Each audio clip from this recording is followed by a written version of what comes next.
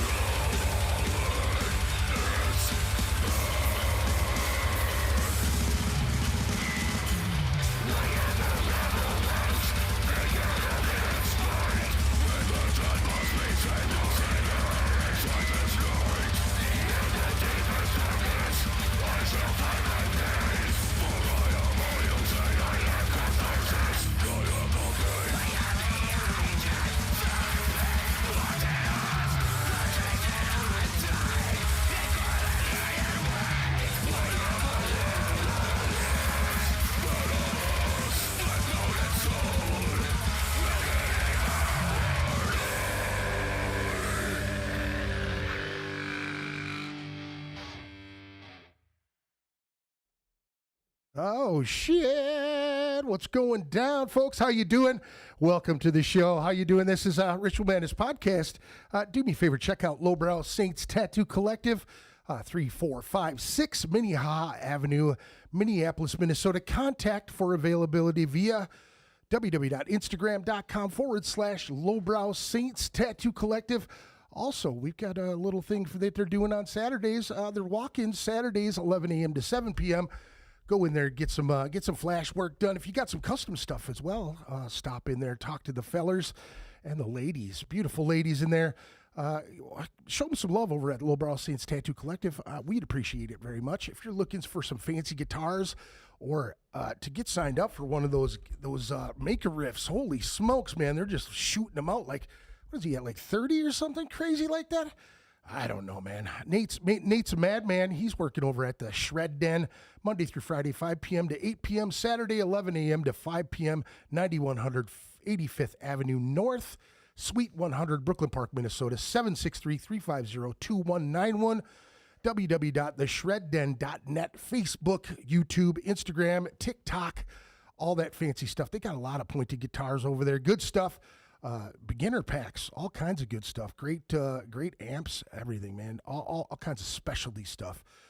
Give Rob and them guys a call. Shoot over there if you can. You're looking for some design stuff? Narwhal Design Solutions. Justin Boney, Facebook, Instagram, the World Wide Web at Narwhal Design Solutions. Justin Boney at gmail.com. Give them some love. Appreciate y'all very much. This week we got a fancy guest, man. A fancy guest.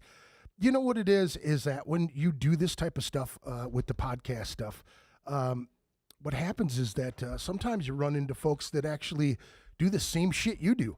And it's pretty damn cool, if you ask me. I kind of stumbled into you, like, because of Rob and Tanic, and actually, you know what? I take that back. It was from Stunner Magnuson, actually. Was it? Okay. Yeah, because you did a podcast with John, and I wasn't aware that you were around. Like, I guess my first question is, who are you, first of all? Yeah, I'm Will McLeod. Nice to meet you. Nice to meet you as well. There, yeah. Do me a favor, nice get closer to that mic. Yep. I don't think that mic is up high enough. I'm gonna have to Let me bring it up for you. Here. There you go. Is that better? Much better. Okay. Sorry, my mics aren't the best mics in the world, but I appreciate you. Test, baby, test. That coming in and doing this, man. Like, so I guess we start with like, what kind of stuff do you do? I know the Minnesota Music Note is what I'm familiar with.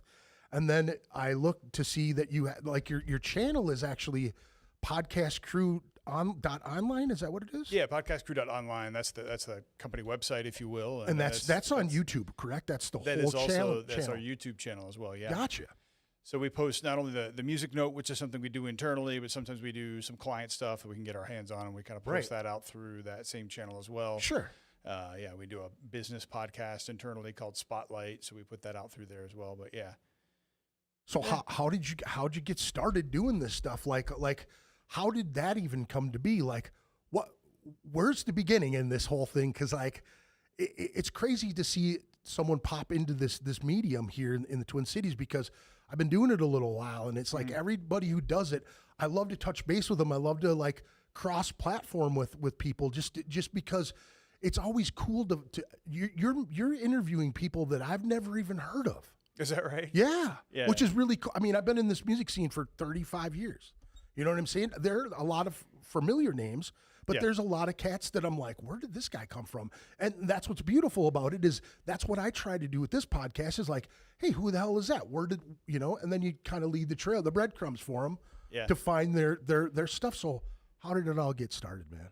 I mean, my goal really with the music note is to cross that kind of platonic sea. Sure. When you meet people out in a bar and there's loud music and stuff like that, you can kind of get the vibe, and you kind of like this individual, but you don't really get to go deep with them. And so I'm like, I want to find a way to go deep. And obviously I'd already built this company, Podcast Crew, had this 900 square foot space in Robbinsdale or whatever, and I'm like, well, shit, I'm helping other people do their podcast. Why don't I just do my own? Yeah. And I'm going to create one, starting with some people that I know. So like, what do they call it? The seven layers of Kevin Bacon, or whatever the hell it is, Yeah. So as you get to start talking to certain people, like I think my third guest on the podcast, third or fourth guest, was Tony Williams. Oh yeah. And I knew him through. He's connected from I know him through the open jams, but he's super well connected. Yep.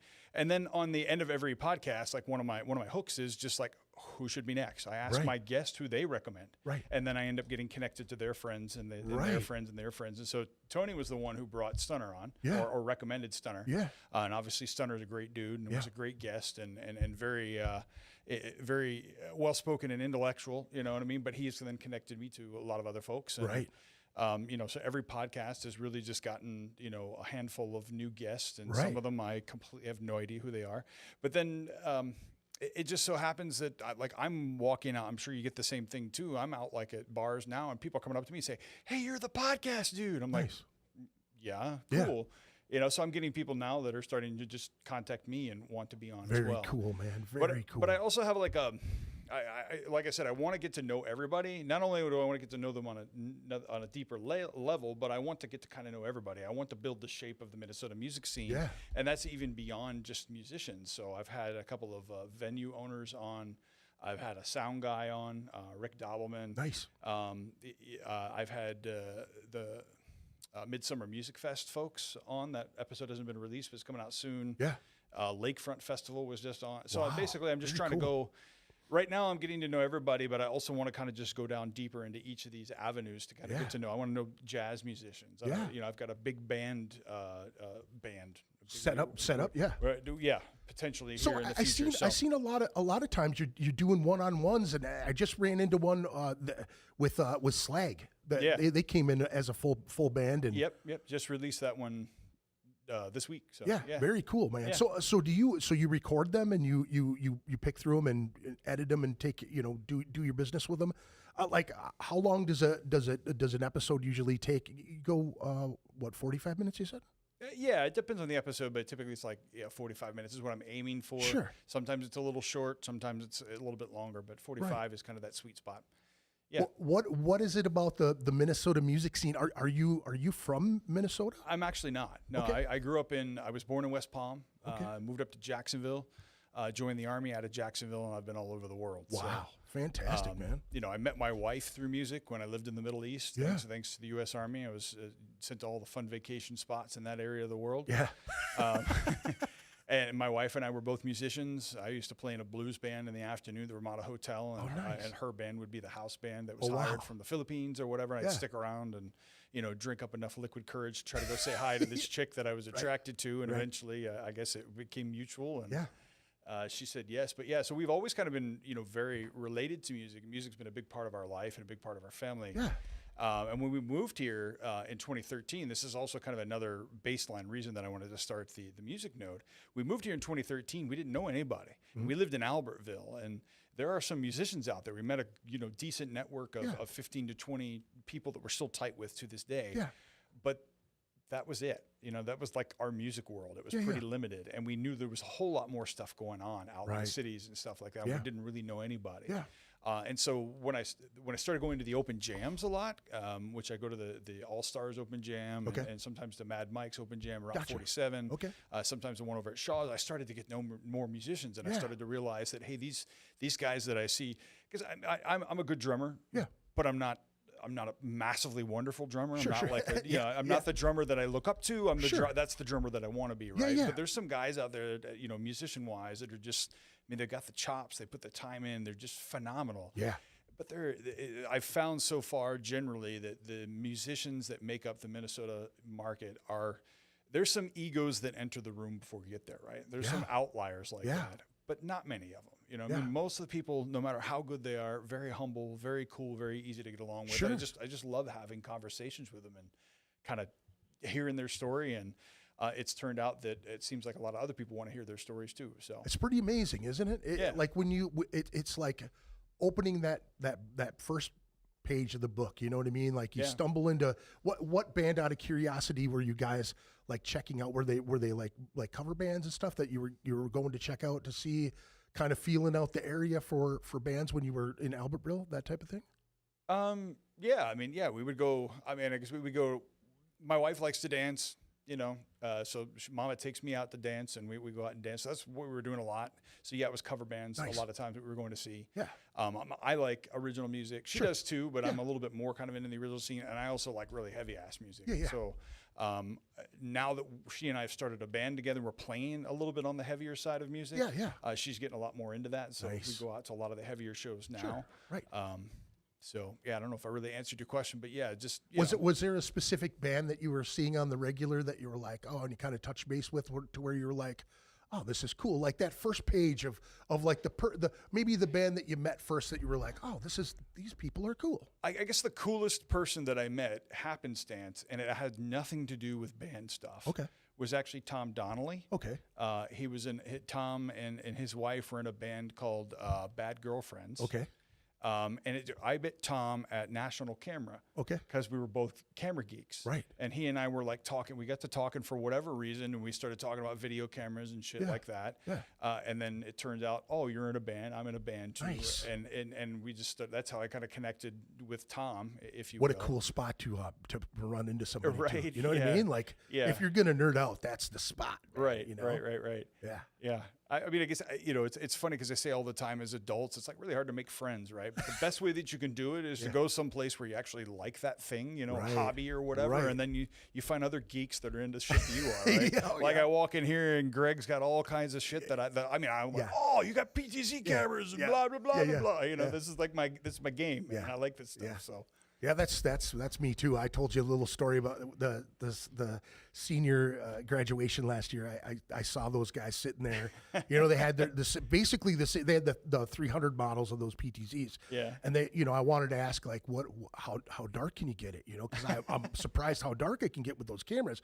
And then I'm like, how far away? Like, and he's like, well, I could, and he puts it and zooms in, and I'm like, holy shit, he's a good distance away. Like, he's 20 feet from each camera on either side, if not a little more. Now I'm baffled by the length that he's got with, and now I'm asking him, what are you running it through? Are you going PTs or powered, through your network? Well, you could do this and you can do that. And I'm sure you could answer all of those questions that I had. He was just like, well, you could do this, you could do that. And I'm like, oh man, this is so cool, dude. I got my granddaughter, like I said, I wanted to sit there the whole time and just, so what did you do there to get close up on that guy's face, that type of shit. But yeah, man, it's cool. So yeah, but that's great that you find somebody in the music scene that you bond with, over something other than the music, because that can throw off a relationship when you're hanging out with somebody, man. You know what I mean? Like you're band, and they're like, Jesus, what the hell? It's like this guy's never met a band before. But so. Scratching the surface with those bands, like when you started interviewing, man, like you said, you're probably getting names from all over the the spectrum when it comes to Minneapolis music, then, huh? Yeah, absolutely. I mean, I've had full bands in, a couple of original bands. Yeah. I've had a lot of cover musicians. Yeah. As you've seen on my podcast, a lot of times I do one-on-one interviews. Yeah. Every once in a while I get like a full band in. Yeah, I mean, but it's all over the place. Yeah. Like I said, I really like heavy music, and I probably would go out more often on my own to see like heavier shows, but Mama doesn't want to go. Yeah. I also run my 2 businesses, right. So it's like, I get super busy with that sort of thing. But yeah. I'm there with you, man. I support all of the stuff that goes on in the Twin Cities, but it's very rare that I go out anymore. It's hard, man. It's hard. It's hard to keep up as much as you love it. As much as you want to be out there supporting it. For sure. Just really, for sure. If you're like us and you're grinding, yep. You know what I mean. You're really pushing hard. For 12 hours a day or whatever. Yeah.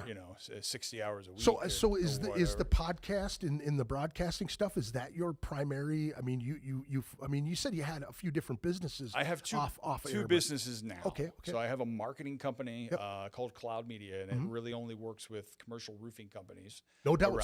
So if there were somebody whose buddies had roofing companies, they could contact you for promotional type things, or the thing is it's very niche. It's ultra niche, right? So beyond roofing companies, it's only commercial roofing companies. Gotcha. We only work with one company in a market because we help that company win. Gotcha. So therefore, we don't want to be working for their competitors because then it's almost like we've got a client in this market already. So if anybody's listening from outside of Minnesota, right, great. Hit us up. We may not be working for somebody in your area yet. We'd love to. Fantastic, man. Yeah. Now, you may have brushed over it already because how it goes. You're looking at all these screens and doing all the shit with the Podcastcrew.Online. Like, what do you offer to people? Like, what you said, it's a large studio.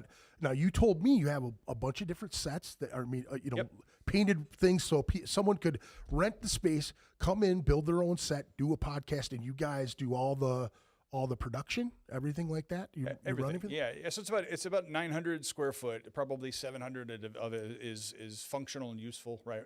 We got 200 where we just got gear stacked in the corner and whatnot. But we purposefully built like different types of backgrounds so that somebody could come in and kind of just visualize how they want their set to be. Right. And we've got some pre-built stuff that, we can show people photos. They look through a catalog and we, I kind of want something like this, but it's made purposefully that we can kind of move things in and out and build different sets. Yeah. And that's kind of where we start. Typically we always tell our customers, your first day or your first episode, don't worry about it being polished and perfect, because we still really got to figure out how we want it to look and blah, blah, blah, and all that stuff. So we kind of help them through that entire process. Right. But yeah, when they come in, when we've got lights, we've got cameras, we've got all the audio gear. Beautiful stuff too. And we've got myself as now my studio manager, Emery as a technician.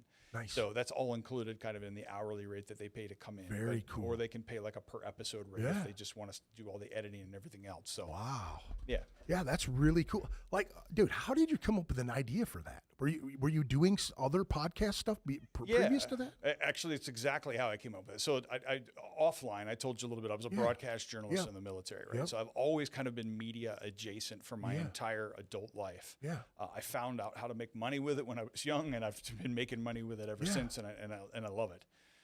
And so I had the marketing agency, and I had two very big clients through that marketing agency who we started a podcast with. Yeah. It was actually one of my clients' ideas to start the podcast in the first place. When we started it, I'm like, man, this is me getting back to my roots now. I really like the storytelling element. I loved sitting there in the background with the headphones on, catching, kind of the pieces of advice and wonderful nuggets, that you get from people that are on the podcast. And I was, for whatever reason, the end of 2025, I was just like, you know what? I think I'm going to start my own studio. Right. I'm just going to build something on my own and see if they will go, see if they'll come, right? Or maybe it was end of 2024. Sorry, it's been open for about a year and a half. So, nice. Yeah, I get the years mixed up. Easy to do when you're grinding, you know what I mean? Easy to do when you got your focus, you know what I mean? Yeah. That's a tough thing. Yeah. Very cool that the wife is on board with all this stuff too, right? That's my wife's a partner in the business. That's a big adventure, you know what I mean? Yeah. A big venture to do something like that, and it's a trip, man. That's very cool that you were able to find avenues to make money doing this. I've been trying for years, man. I just love it. It's just something that I love so much. All this my own money. You know how it goes, man. With hobbies, you just fork your own money over to try to get to the next cool thing. Or, sure. At least turn the corner on certain things. Yeah. So it's a trip. I know it's very fun. The stories, I mean, how much does it get you like it gets me? I mean, I'm full on in when I hear the stories from the people coming in and how they got started with the music. Like the whole journey is always amazing to me. It's shocking, honestly. I mean, it's you meet these people out, kind of in this platonic, in the club relationship where you only know them at a surface. You see them perform and you're like, man, this is, this guy, this girl, whatever, they're really, really good at what they do.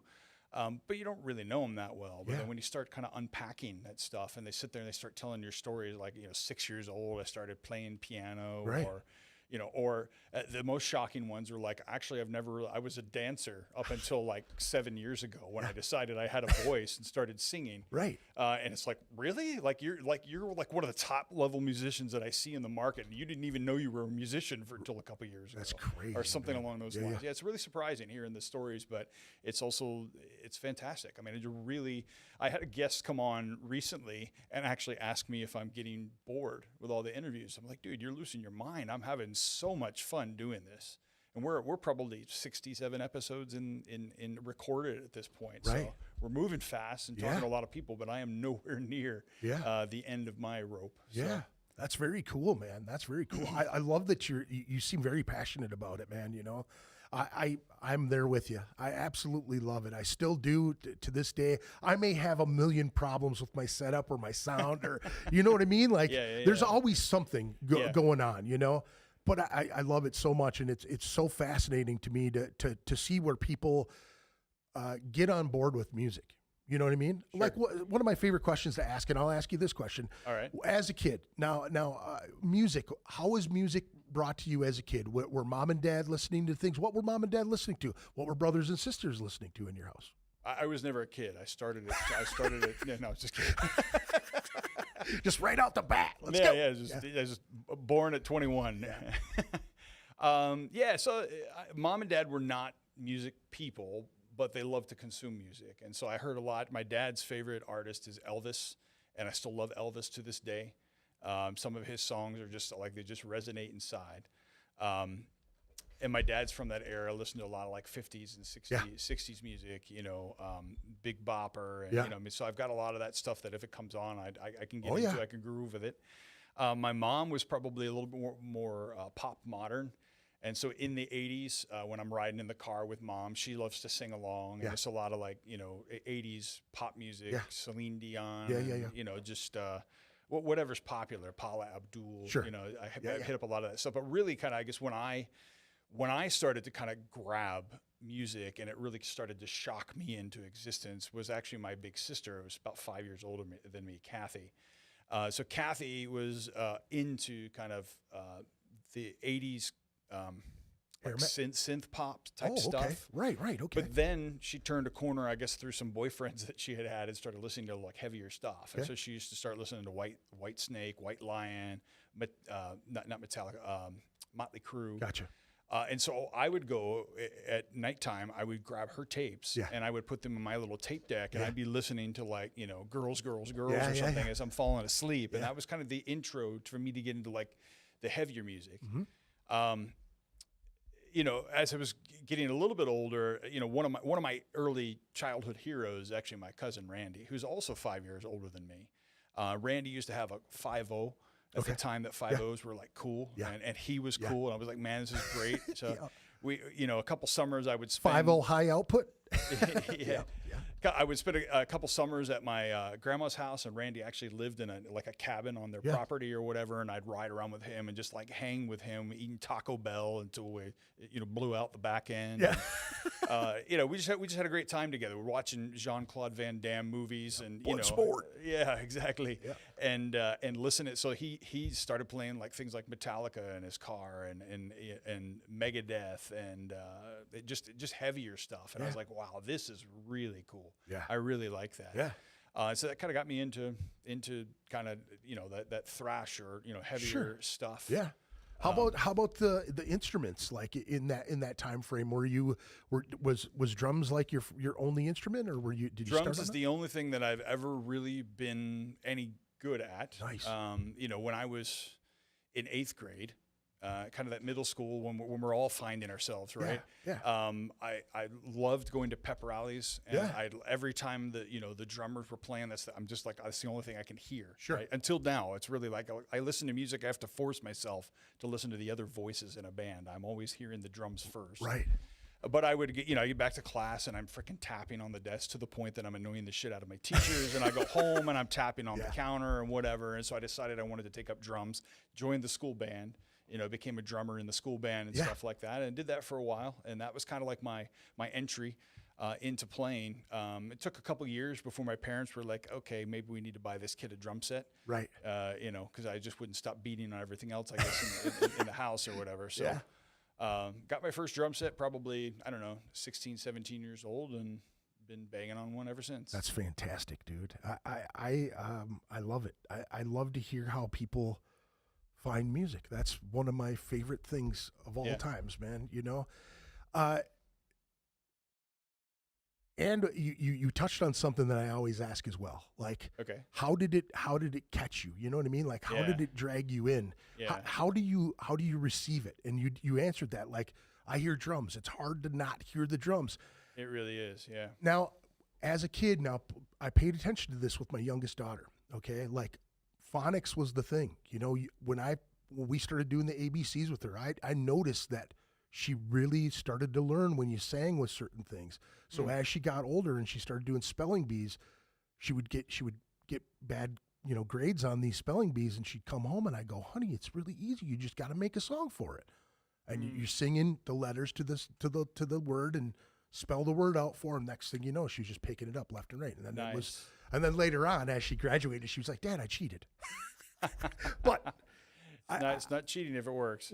That's what I love the most about it, is that you answered that, is that, you know, you pick it up and you hear it, and it's hard to decipher. Like, my daughter heard the lyrics all the time. So that was the main thing. So she started to get into rap music, and I'm like, you got to be able to feel the beat of the rap to catch your your cadence, your groove of it. And she's like, huh? And you see people play air drums, you know what I mean? Yeah. And I'm like, see that? That's the hi-hat right there. And every time it hits, that's a snare. You know what I mean? The doom doom, the doom doom. You know what I mean? It's not always the bass line. Do do do do do do. Doom doom, that's the kick drum, and explaining that, and her looking at me going, whoa, how do you hear all that? And explaining to her, well, when I started, that's all I heard was the lyrics. I couldn't hear anything else. But as I met guitar players and bass players and drummers, and they're like, oh, dude, listen to that. All of a sudden, as a singer, I had to like adjust my brain to hear all of those little nuances, because there's no way you're going to be able to hear that riff and follow that riff. You're not going to be able to do that every single time. You know what I mean? You got to feel the vibe of everything, how the drummer, comes in with a cymbal or anything, or the bass player and drummer lock in with that rhythm. And you know how it goes, man. It's indeed. Yeah. Now, when you started playing, like how fast did you pick it up? Was it all hands? Did it take a while to get to separate your? I think a lot of people don't realize that when, playing an instrument like drums, you're literally separating each limb and then you see the guy, this is the thing that messed me up, is the hi-hat, right? Yeah. How do you catch because the foot. It's the bass problem of drums, right? Yeah. And that's, I tried to teach a couple of people to play in the past, and I'm always like, just a boom, boom, tap, and then try to add that hi-hat in. When you can do that, the whole world's going to open up for you. Yeah. And I can't remember how easy it was for me, but I can remember I was addicted to the problem. Yeah. And I think that's important for drums specifically, and probably for any instrument. Again, like I said, I'm not wonderful at any other instrument, but with drums, it's like a giant logic problem. You know what I mean? You can hear what somebody is doing, but being able to get your limbs to actually do that is a challenge. Right. And if you can kind of look at it that way, and you're kind of hungry for it, you're going to figure it out. Now, you said the wife likes to dance. Did you like to dance as a young man? Did you have rhythm right away as a young man? I did. Yeah. There you go. Yeah. I could say when I was maybe 50 pounds thinner, I was ripping it up on the dance floor, man. I still get out there and shake my shit, but don't have quite the grace that I used to. Yeah. So. I feel you there, man. I know that is. I have won trophies for breakdancing, which is really Is that fun. right? Yeah. Nice. 350 pounds, and I used to breakdance like a madman. Yeah. Nice. My buddy was like, dude, you used to walk around with cardboard? I was like, no, it was like a roll of linoleum, but it wasn't cardboard. It was linoleum. I was like, yeah, my buddy's dad was a flooring guy, and he's like, why are you guys carrying that stupid cardboard around? I could just get you linoleum, And so he would we'd carry this shit around and break dance in people's front yards. You know what I mean? That's awesome, silly, man. Yeah. That's awesome. Silly. I told you have photos or video of that? We need to see this shit. I'm sure there's some somewhere. There's some somewhere. I don't put any of that. Those embarrassing moments are great for a podcast, dude, man. Come on now, Greg. That was last week. Good friend of mine. You were breakdancing last week? No. A friend of mine sent me a picture from 1988, and I had the big old foofy Prince hair. Okay. Like he was one of my favorite musicians as a young man. So it was like I always. I loved to sing that way when I was young. It's really funny because then I started singing death metal. You know what I mean? Like the polar opposite of all of it. And I look back at when I went to the first Slayer concert I went to, and that photo, and they're like within a few months of each other. Huh. So that's what's crazy about that is it's the part right before I went full metal, and I never looked back. Interesting. Yeah, but music is one of those things where here's another thing I wanted to ask you about the drum stuff as a young man too. That problem that you said you enjoyed, right? I always thought, because I was a troublemaker as a kid. You know what I mean? Very spun in the head, not able to mellow out. You know what I mean? Okay. Like ADHD, but like really hyperactive, always obnoxious. You know what I'm saying? As a kid. But when I found music, I felt like the criminal stuff that I was into, the bad shit that I was looking for all the time before I found music. Now, when you found music, did you feel like you stayed out of trouble, or were you into trouble at all when you were younger? I did not. They did not help me stay out of trouble. Okay. Like I say, I probably met more friends to get in trouble with through music. Oh yeah. See, and I thought that, and I think my mom thought that was going to be that way as well, where it changed me around, because I was already hanging out with like the worst element of people, and then when I found musicians that were like, I figured out that musicians were way more intelligent than a lot more people that I was, you know what I'm saying? Like that problem that you just explained, that problem that you have as a musician when you're learning it. How do you fit into this puzzle? Mm-hmm. That puzzle, I think, is detrimental to young people, if you follow me at all. Mm. So as young people, you're looking for somewhere to fit in. You're looking for something to keep these idle hands busy all the time. Right. And that problem, if you find music, that how does this connect? How do these things come together? And all those bands that you listen to, and I find this at 53 years old, I'll be walking around the warehouse and a song will come on, and I will be breaking it down from the very beginning. How many times they count in here? How many times they come here? Oh my God, they put a cymbal there. There's a little wah-wah there. There's a little this there. And I'm walking in a warehouse. You know what I'm saying? Like I still break down music like I'm learning it to this day at 53. I learned that when I was in my teens. You know what I'm saying? Yeah. And I've never let that go, man. Right. How do you think it's a good thing or a bad thing? It's an amazing thing because it kept me out of a lot of trouble. It kept me out of, granted, I put myself in situations when it came to the rock and roll lifestyle, partying and drinking and having a good time, you know what I mean? That type of stuff. It happens if you're not disciplined as a young man, you know what I'm saying? Mm-hmm. And I think it kept me out of a lot of trouble, but it didn't get me out of all of the trouble. Right. So it didn't help you stay out of trouble, but did you feel like it, well, were you a pretty good student? Were you playing? When was your first band? First band was, let's see, I graduated in 97, so maybe 94, 95, somewhere around there. Okay. Yeah. Band called Knucklehead. Nice. Yeah. Were you doing talent shows? Were you doing things like that? Like, yeah, we sucked. We did a couple things here and there. One of the coolest stories that I have for that specific band is actually we played at a place called the Middleburg Civic Center, some tiny ass place in like every small podunk town, right? Some little venue. And the final band, the headliner band of that night was a band called Cards and Spokes, and they were a pop punk band. Yeah.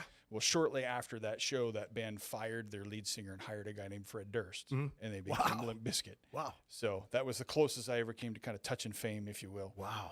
But yeah, we opened. We were terrible. You know what I mean? I think the only reason we've got to play is because we were in the neighborhood or something like that. Right. But yeah. Yeah. You know, it's now with the people that you've interviewed so far. Now you've had some really old school people I've known for years. John Magnuson, Tony. I just saw Wally Borgen. Wally, yeah, it just came out. You know, now Wally Borgen. You know, that dude he's a guitar god. That dude is amazing. He could play anything spot on. And what's crazy, and I almost put this on that interview because I commented on one. Wally Borgen is one of those dudes that can, now when I watch cover bands, I want to hear them play as close to the original as possible.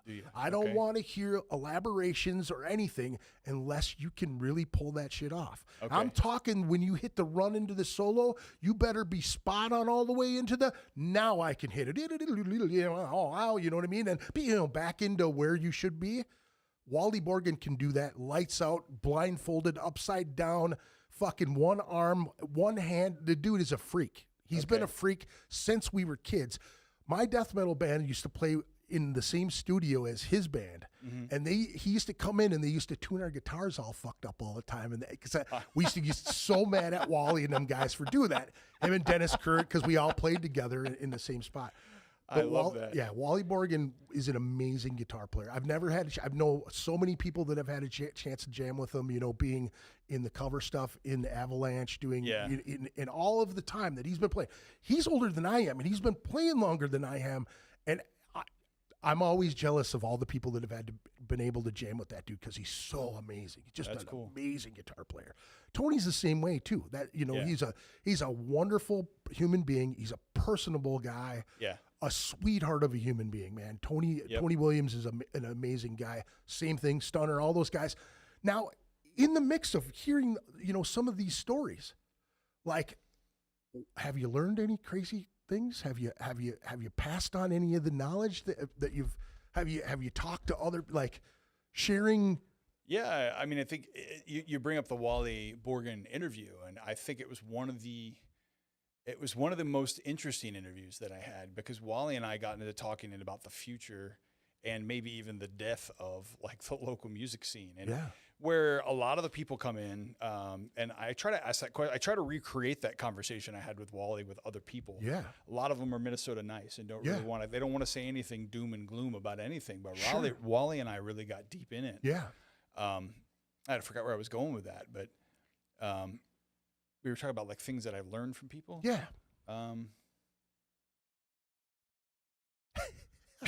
See, that's how. This is the beautiful thing about live too. Yeah. Can't cut that out, can we? No, it's all good. Yeah, yeah. I mean, Wally and I really went deep into like, what is the shape of the music scene? Like, what was it like back in the day? And then, kind of how are these young kids? I think Nate Tanic is one guy who's really trying to give these young kids an opportunity to play, but how are they going to put a band together, and how are they actually going to find venues to play in now?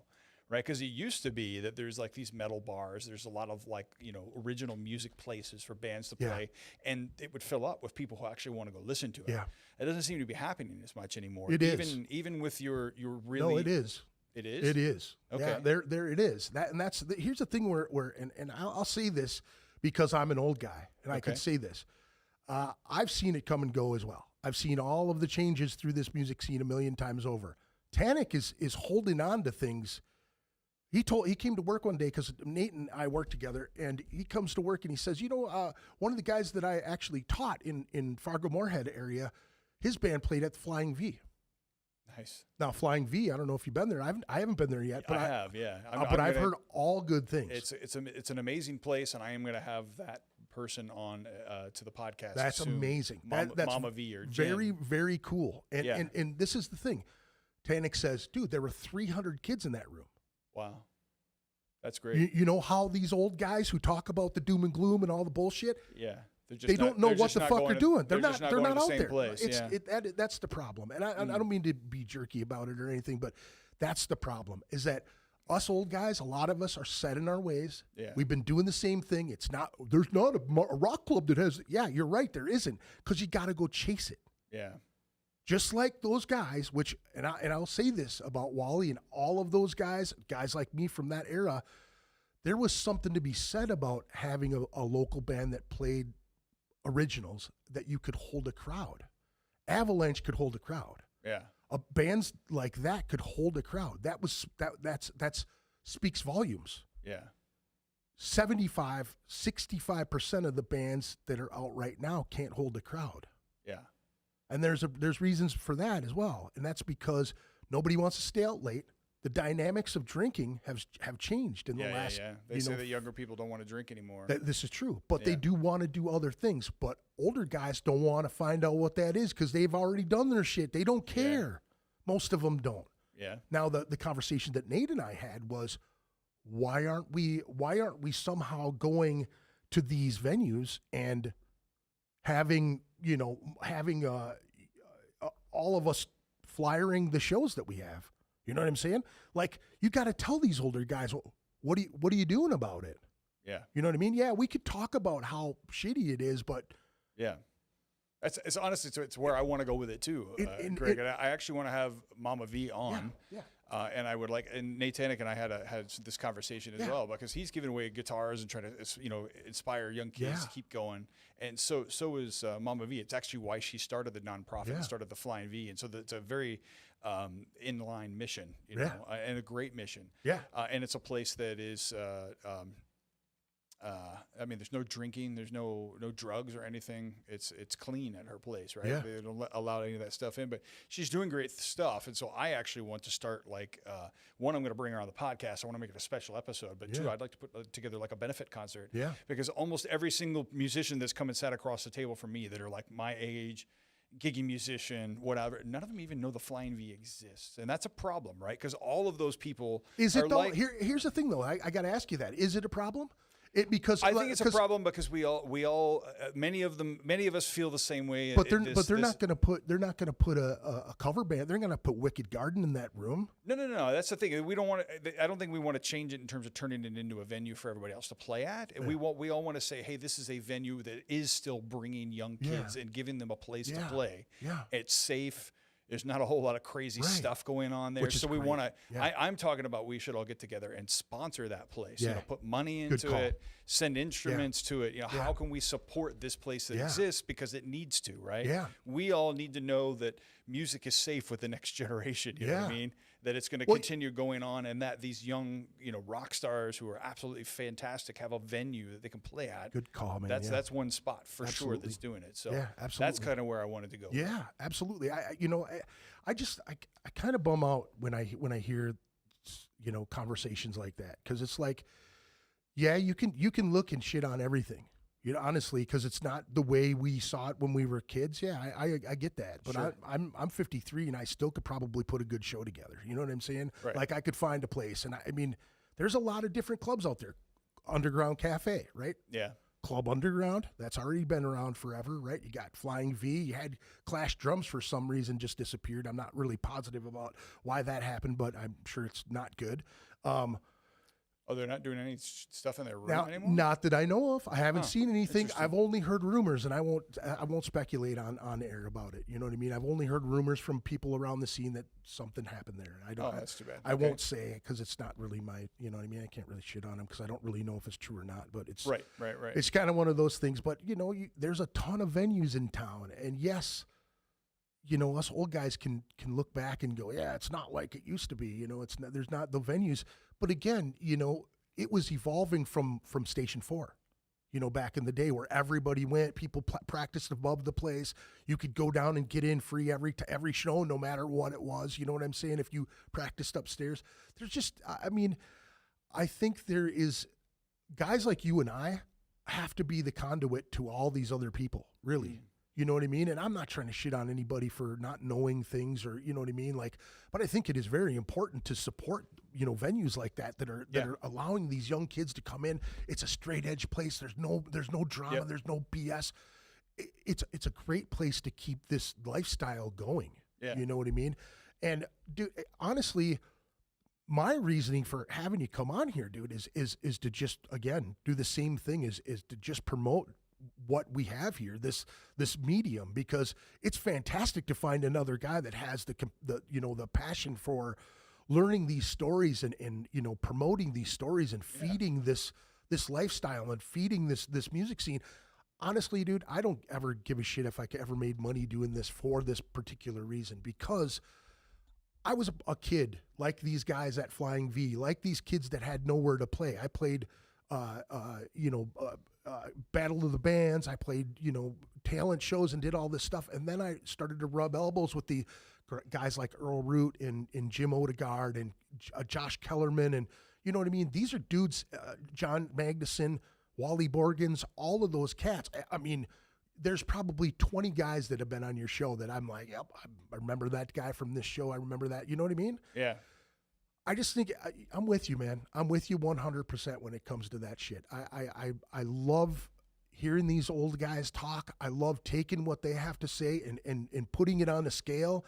And every time I hear these young kids and the new ways they're doing things, man, that, the new thing for me when in the middle of this podcast, there was a band that came in and they were touring a ton in the Twin Cities, and they were heading out of town. They got a bus, they were going out, they were touring, they were doing their thing.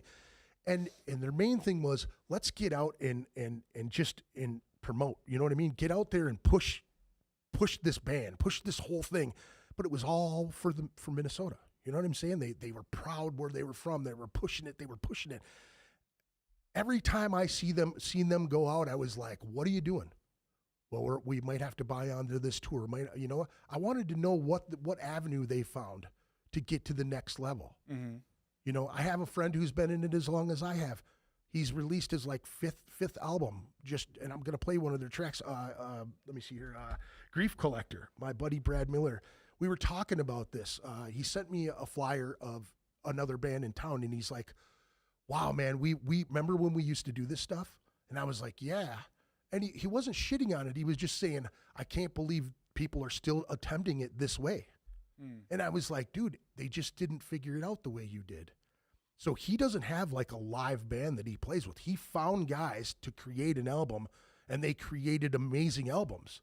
So they do studio albums, and they release them, and they've got signed, and they've got all the shit flying all over all over the world. They've got, tons of records flying all over the place. But that's what I love to hear about. And I'm sure you're probably the same way, like the avenues, man. I mean, going into the military, you said, you were looking at something else, and you found another thing, and then you spiraled it, and then you figured out how to make money off of it. Yep. Like, that's what we have to do with these bands. You know what I mean? Like, how did you get there? How did you meet that guy? Okay, so this guy starts a band. He's got to rub elbows. He's got to get out there and promote. He's got to get on the internet. He's got to do all this stuff, Yep. Like, trying to give people the blueprint to do all that is. Absolutely, yeah. And that's the thing, is it's changing, right? And it doesn't matter what we do. Life is going to continue to change. The world is going to continue to change. Like you said, there are some patterns that repeat, right? They go up and down. Yeah, absolutely. Whatever. But then also there are some things that are going to be brand new. AI's brand new, right? Right. Even though AI may have been around since the 80s or whatever, right. in its lightest form, it is now taking over the world. You can't live without it. You have to kind of learn how to live with it and adapt and overcome. It is spooky. It is. But that's the way things work, right? Imagine, I grew up with a tape deck in my hand. Yeah. You know what I mean? Listening to Motley Crue and stuff laying on my bed in South Florida, and then some dude found a way to put 1,000 songs into a device that could fit into the palm of your hand. And now we all have cell phones that literally have more music on it and access to more stuff. It's faster than some computers. You know what I mean? It's crazy how the world is changing. So, I mean, I think we have to continue to adapt. And then I think it is incumbent upon, old cats like you and me and other guys who've been out there doing it for a while to say, okay, let's figure out how it is being done today, and then let's try to support that. Yeah. You know what I mean? Rather than just shitting on it, like you said, let's figure out what actually is possible. Yeah. For these young cats, because we want to keep it alive, Yeah. And just get out there and support it. Like, how can we do more together to kind of say, hey, this is a great thing. Let's put our weight and thoughts and finances and everything behind this thing that is working. So we talked about this on the podcast a couple different times when it comes to like the venues around town too, because I know, excuse me, Club Underground at one time had a horrible sound system. You know what I mean? And guys in the music scene were trying to figure out how could we get something together to help it was like the club, and I'm not pooping on the club or anything like that, but it was like they didn't want to upgrade. And it was like, dude, you could buy 2 pieces and it would help. And then a few years later, buy a couple more pieces and it would help. And it's like, then eventually they finally did it, but it was the same thing. Like, how could we get in to, getting people to donate to this thing? But what if the club goes under? Like it was during COVID times. We're like, hey, what if we could put something together to help fund them get a better PA? Because they've helped us all so much, putting on shows and stuff. Yeah. And it was just like, yeah, but what if the club goes away? Then where does the PA go? Do they just auction it off? Where does it go? Who gets a chance to buy it back to put it to another club? You know what I mean? Like, does it go to, to the guy who lost the club's pocket? And I'm just using them as an example, but that's a tough thing, but it's such a great idea when it's a place like that really supports, the young kids and now being an older guy, with kids and living the rock and roll lifestyle. Like, now I look at it and I think, God damn, I wish I wouldn't have had all the booze and drugs and things around me as a kid. You know what I mean? Like, it was different. You got places like, the Flying V or the Garage at one time that were, available spots that kept kids away from that shit. You know what I mean? Yeah. I think it's important to have a positive spot, when it comes to this type shit, what are you trying to accomplish with the music note? I mean, is there an end game for you? Is there an end goal, or? I don't think so. I mean, I didn't start it with clear goals. I think some things that I want to do with it have become more clear after I started it. But like yourself, I didn't start it because I want to make a profit. I started it because I wanted to meet people and I wanted to hear their stories. And that is not going to change. Yeah. And I guess maybe one of the things that I was trying to solve is that, that Albertville problem I had in the beginning when I first moved into town and I didn't know anybody, didn't know where to go, didn't know who the bands were, who the musicians were, how to get connected to all that stuff. I thought that that's a nice kind of underpinning story to the Minnesota music. It really is. That's why I'm trying to go really in all directions. And I've had a couple of people on who are not musicians, like photographers or whatever. I just want anybody who makes up the music scene in some way has a story to tell. Why are you out there? Why are you a part of this? Why are you supporting it? And that's a good story to tell. And so that's really what I would like to do with the podcast over the long term is really just I want to get deeper into, like I've had one rapper on. I want to get deeper into that community. I have a big band possibly coming on soon. So cool. I want to get deeper into that community. You know what I mean? I listen a lot to like heavy rock and heavy metal. And I'm in a cover band, and so I meet a lot of people. Those people are easy for me to grab, but I want to go for the ones that are a little bit harder for me to get into and really have those conversations. And I just see it like I also had another person on my podcast ask me what I'm going to do when I run out of people. I'm like, dude, I don't see how I could possibly. It's like being able to picture in your mind how much $1 million is, right, man? That's just that's a lot of fucking money. It's like a pallet of money, right? And I can't picture how I'm going to run out of people in Minnesota. Never will. Because I think even by the time I would get close to the end of that, there's a bunch of new bands forming and new people coming into the market, et cetera, et cetera. So, I mean, you were episode 350, and I've circled back. Outstanding. I've circled back a few times, and you got to go back. You want to check on people and see what they're doing. Oh, sure. I had a band, they were like, dude, we haven't been here in 5 years. And I'm like, holy shit, really? I'm like, no, really? Like I didn't circle back sooner? Like, why would I not do that? The fact that you've been doing this for 14 years, man, I can't even remember where the hell I was in the world 14 years ago. Like, what was I doing? That's a commitment, dude. Yeah. Congrats. Well, I was doing them, a couple a week too. You know what I mean? Like, 1 or 2 a week, and then nice, and then kind of just do one, and well, like I said, I started with 3 hours, right off the bat, and then I was like, wow, this is too long. And then I started breaking them up into little sections. I think the longest one we did was like 10 hours. We sat with 10 hours with Chad from, 6 to 10. It was Chad Hanks from American Head Charge, which unfortunately, I said this before, I had some episodes because you know how it goes, man. I'm sure you're available on every single platform, right? I'm sure you're on iTunes and everything like that. And, and that's how I was when I started. I was all audio, no video at first, and then I dabbled in both.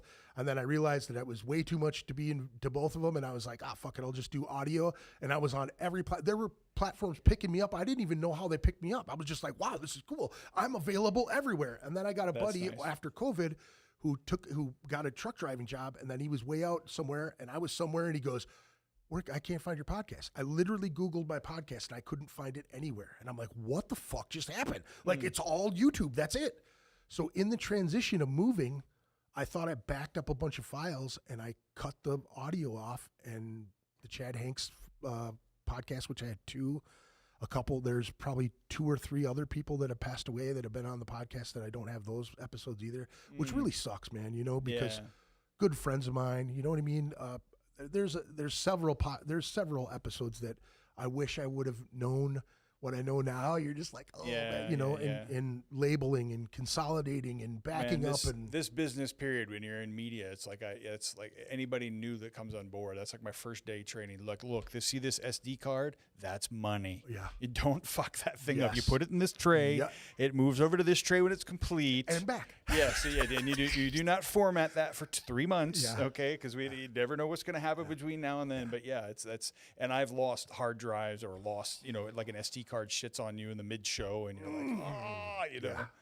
But so I've been there. That's the worst day of a media person's life. Crazy stuff right there. I wanted to back up real quick because I wanted to give a shout out to the first band that we played there. Apothic was Flesh, Bone, and fucking Braden's Broken Leg. You jackass. How the hell are you going to ride an e-bike and crack your leg in half?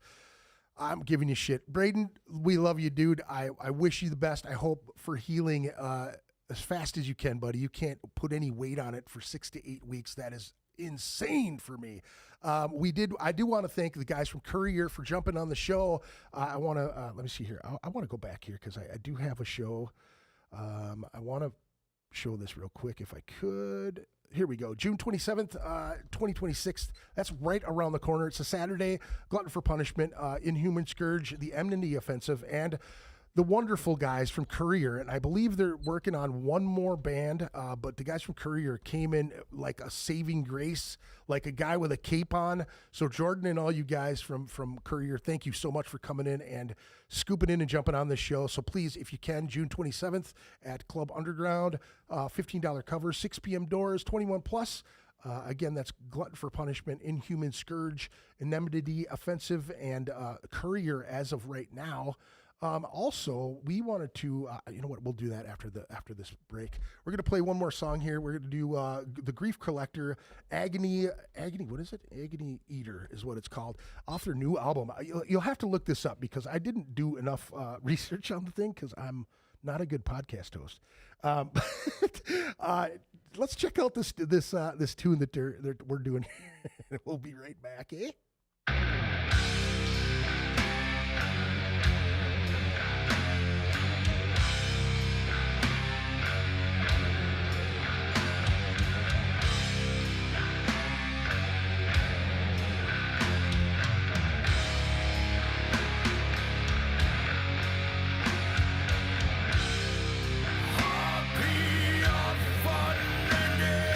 Sorrow, scavenger,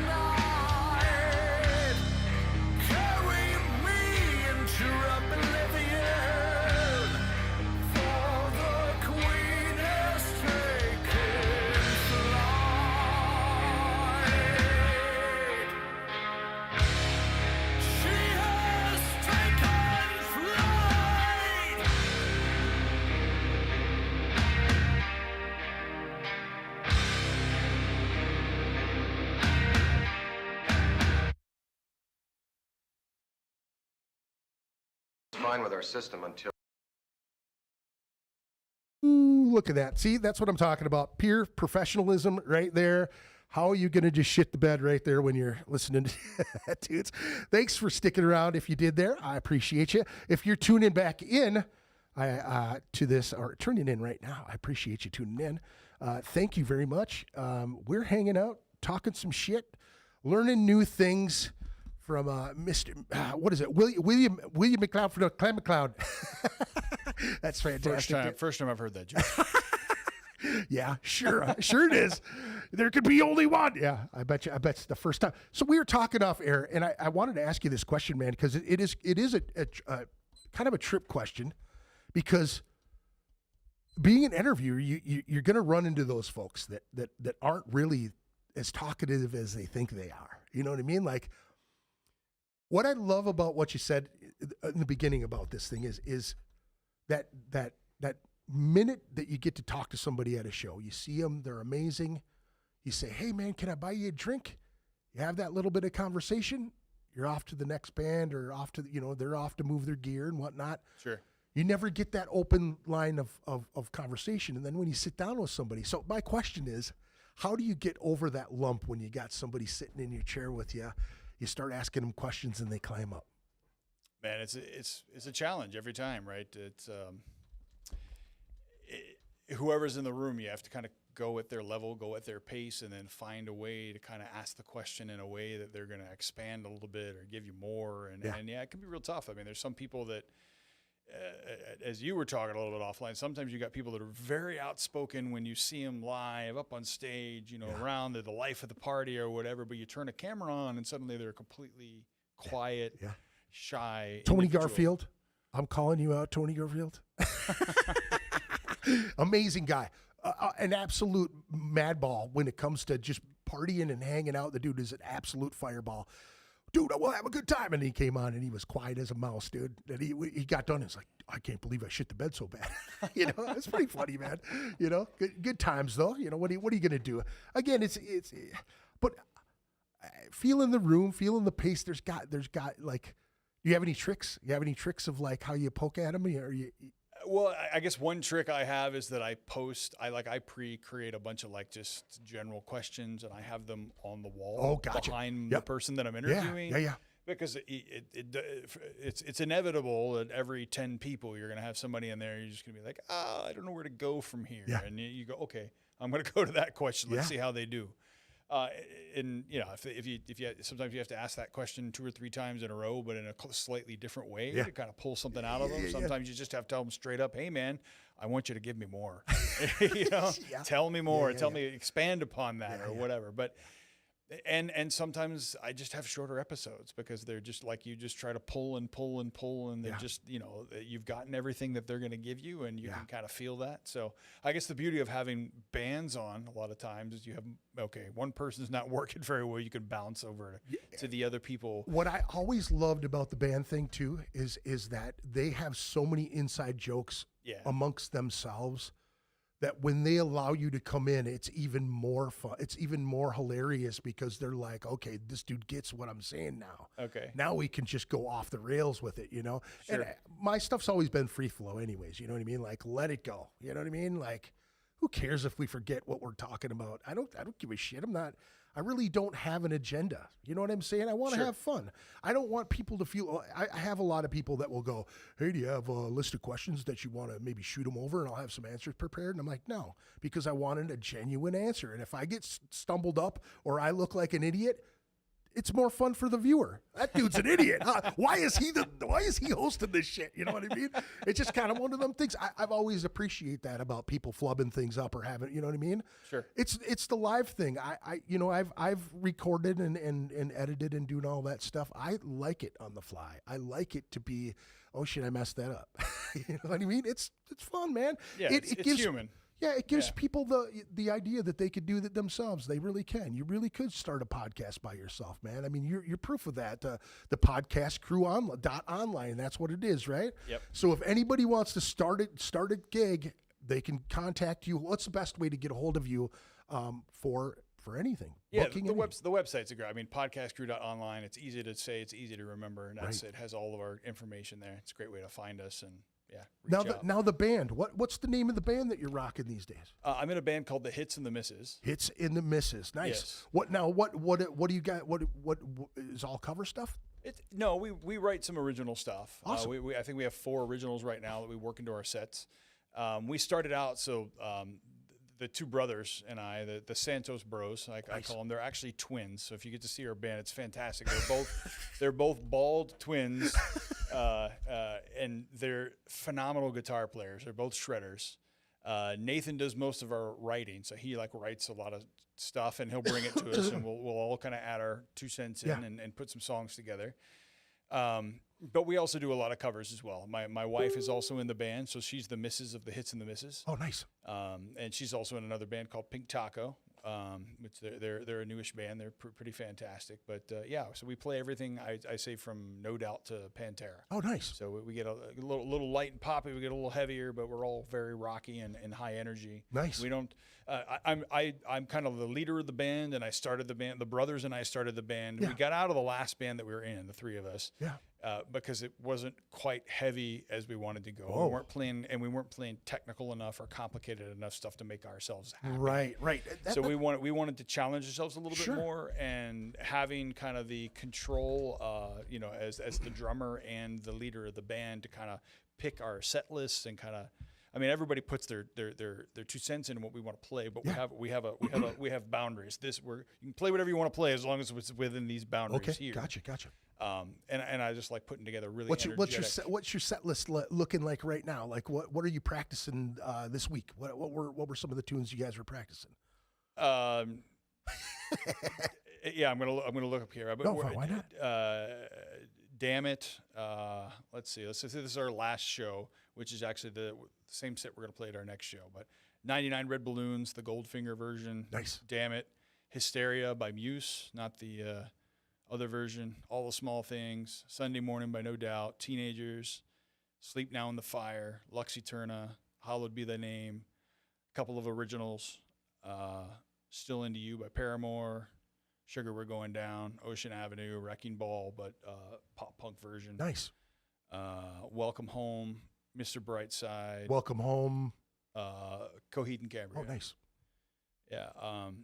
One Step Closer by Linkin Park, Hail to the King, and Misery Business. Very cool. So that's actually our 90-minute set that we're going to do on July 3rd at Max's in Hudson. Max's in Hudson. Nice, man. Yeah. Very cool. Yeah. You got a flyer for that one? Is that one up on one of your sites or anything? We haven't put it out yet. No. Okay. No. Now you said your wife was in a band called Pink Taco, and they've got a debut coming up. I guess it would be right. That's right. Yeah. Okay, and that's let me see here. I'll put that up on the screen there. Looks like the Red Carpet in St. Cloud, Saturday, June 13th. That's next weekend. Yep. Doors are at 8:30. $7 in advance, 10 at the door. Looks like Seattle Rain is the other band that they're playing with, huh? Yep, and Seattle Rain is a phenomenal band that basically plays everything from the grunge era. Oh, nice. And they are. You said earlier that you really like bands that play it per note. Yeah. And I could tell you, if you close your eyes, you'd feel like you're at whatever band they're performing. You'd feel like you're listening to the band. That's awesome. Shad, the singers, he's got the guitars of the guitar players are actually playing, so he gets the perfect tone. Nice. And he has a great vocal range, and also likes to sing in the exact style of the singer of that particular band. That's one of my favorite parts about the cover stuff. If you really can nail it like that, man, it's really something. Fantastic, man. Pink Taco. Well, I wish them all the best, and when did you say your next gig was July? Our next gig is July 3rd. Okay, July 3rd. Yep. Where was that at again? That's going to be at Max's in Hudson. Nice. Yep. Who's that with? You guys just do your own? Actually, it's a funny thing. So I was in a band in Qatar years ago called Richard Cranium. Yeah. Fantastic name. And the guitar player who now lives in Tampa, Florida, guitar player, singer, and the bass player who lives in D.C. are both flying in, and we're going to do a reunion tour, if you will. We've got a show on the first, second, and then we're going to open on the third for my other band, Hits and the Misses. So that's awesome. Man. Yeah. So it's a bunch of us old dudes that 20 years ago used to live the glorious life of a cover band, and we're all going to get together and do it again. Yeah, so. dude, why not? That's fantastic. Mike, the bass player, hasn't played bass, and he's kind of gotten out of it and hasn't really been serious, but he wants to get back into it. So this is kind of his foray back into the music stuff again. Yeah. So welcome back, man. Right. That's really cool, man. I dig that, man. That's very cool. Now, you have kids?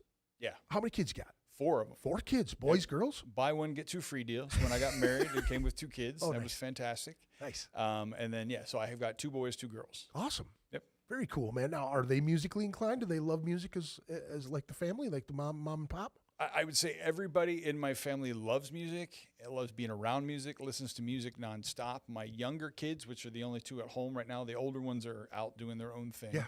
They both could sing, or Carl learned how to play the drums. They could make their way through, but they just weren't really into it. Yeah. Like it never became their thing. Yeah. My younger ones, same thing. Like I keep trying to. My middle son came up to me one day saying he goes to the Flying V a lot, and he wanted to be a drummer for one of the bands there. Nice. They asked him if he could play drums. Like, my dad's got a drum set, and boom boom tap. Right, he never got out of that and just kind of gave up. So, wow. And I think it's one of those things that as a dad, I can only push it so much. Right, it really has to come from inside of him, or he's never really going to grasp it and kind of stick with it. Yeah. But I mean, you literally, like, my drum set's in the basement. His bedroom's in the basement. You open his door, my drum set's sitting there. I mean, he sees it every day, and literally could sit down at any point in time and start playing. So you never know. I might be in the living room. How old is he now? 15. Okay. Yeah. Still time, man. Still time. Yeah. I mean, that's the age, right? Yeah. That's the age when you kind of make a lot of decisions. We're all trying to figure out who the hell we are. And, You get one friend. He'll have one friend that comes over and goes, "Dude, is that your drum set?" And he's like, "No, that's my dad's." "Do you know how to play?" "A little bit." Right. "Dude, I play guitar." You know what I mean? Yep. That's how it forms, right? That's how it starts. Yeah. And then my youngest, my daughter just turned 13, and she is a phenomenal singer. She's got mama's lungs. Awesome. And she's actually got probably better than mama's lungs, which my wife can fucking sing. Awesome. My wife has got some pipes on her. Very cool. And she's a belter. She can really put out a lot. But Debbie, our youngest, is like maybe a level above, but untrained. So she's working on that. She's also very big into acting, so she wants to get into singing, musicals and performing being on stage in general. Performing in general. Yeah. So That's she's really cool. definitely got the performance bug inside of her. So. Awesome, man. Awesome. That's now. How do you feed the creativity in your own realm, in your own personal life? Like when you run into I don't know, a mental block of any sort, how do you work through that when it comes to creativity with anything in life?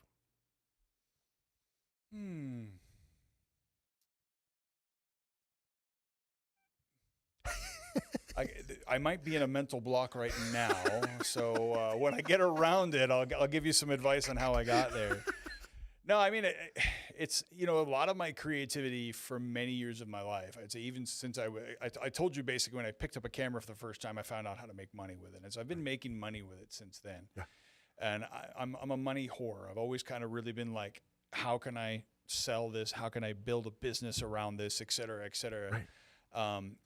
I guess maybe the music note really is one of my first common, or creative things I've done in a long time. Yeah.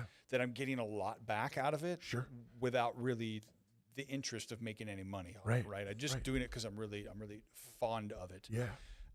So I guess, if I run into creative blocks, I mean, now AI is a great way to get around a creative block. Sure. I mean, I can ideate pretty quickly with AI. Yeah. I do a lot of creative projects through my agency or through my video production company. So I'm constantly doing scripts and different creative ideas. How do we make this look like this, or how do we get it where? How do I ideate? But even back in the day before AI, right? As an agency owner, a manager of other creatives, you always start by saying, well, what are other people doing? Yeah. Right. So I go out and I always train the people that work for me that's the first place to start. Don't come with me just with something right out of your gut. Yeah. Go out first and try to do some research and find 5 or 6 things you like. Bring them to the table. Let's discuss it, and then we have a direction. Right. And once you kind of have that direction, then you can kind of ideate around that. And I think that helps also kind of break any sort of initial, like, I don't know exactly what I need to do. Doing it was a preparation prevents piss poor planning, something like that. That phrase, I mean, it across any sort of creative venture that I do, prep always makes a huge difference, right? The more with music, you know what I mean? If you don't put in the chops, you don't practice for hours and hours to really get it right, it shows when you get up on stage. It's kind of sloppy jalopy and whatever. And that happens, it's across the board with everything creative, you know what I mean? If you kind of put the time in the beginning to kind of really figure out, map it out, write it down, scratch it out on paper, whatever it might be, and today pop open an AI thing and say, hey, this is kind of what I was thinking, give me 15 ideas that are related to it. I mean, it's just a great way to kind of generate a bunch of different directions and really help you kind of be confident that when you're going forward, okay, this is the direction that I've chosen and what I'm planning to produce. So I always like to hear how people, work through creative blocks. You know what I'm saying? Again, with the younger bands coming in, it's always great to hear and see them accomplishing these and achieving these goals by putting them out there. You know what I mean? Like getting a dry erase board and breaking down structures, lyrical content, or where things connect in the song by these little points. You know what I mean? Like PowerPoints of your music, PowerPoints of what we should do with the set. You know what I mean? Making sure that the set flows good, making sure that everything goes together really well. To me, that's, again, this is where I kick myself in the ass, because I look back at my musical stuff and again, I think to myself, man, I should have really focused on the craft more than being cool and being around all these people and yes, you have to network, right? You have to network, you be around people, you talk to people, you get, hey, my band wants to play this gig with you. Can we get a gig together? That type of thing. But there is so much of you being alone, focusing on what you do to put it out there if you want to be a performer, to be good, not to be sloppy jalopy, like you said, you know what I mean?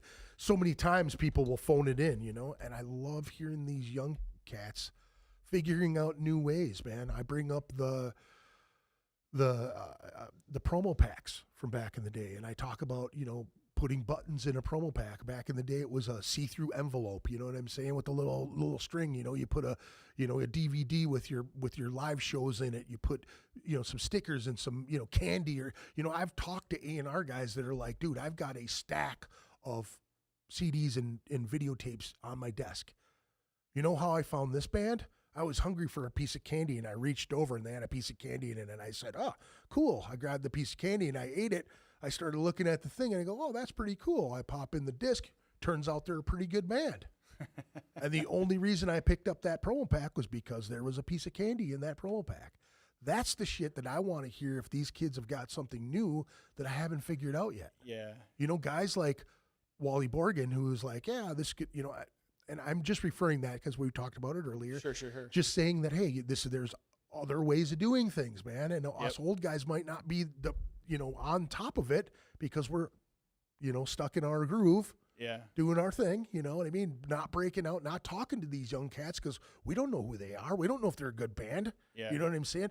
I always refer to the merit thing, like you were talking about when your first band, when you got to open up for somebody who turns out to be Fred Durst, that type of thing. You got in that situation because you were there for what reason? You were there at some point and someone saw you and gave you an opportunity, right? Yeah, sure. But you were there doing it. Yeah.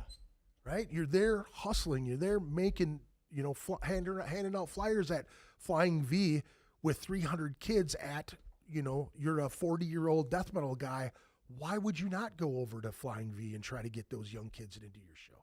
Mm-hmm. You know what I'm saying? It's the process, man. Let's figure out how we can all succeed, man. You know what I'm saying? For sure. It's the best way to do it. For you know sure. what I mean? Like, again, you said something about egos in the music scene sometimes. You know what I mean? Yeah. Sometimes the ego comes into the room before they do. Yeah. You know?